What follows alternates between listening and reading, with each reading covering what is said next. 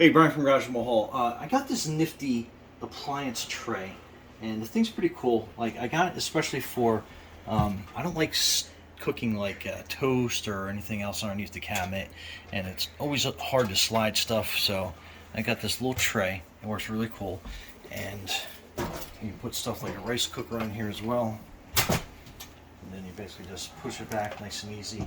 The wheels are super smooth. And how it works is, on the back of it, you basically have this little, that's your little lever that pushes the wheels out. And then it has these little rubber pads that holds it in place. And then you got the rear wheels in the back. And yeah, so pretty awesome. Brian from Garage Mahal, thanks for watching. And that's your little Nifty appliance tray.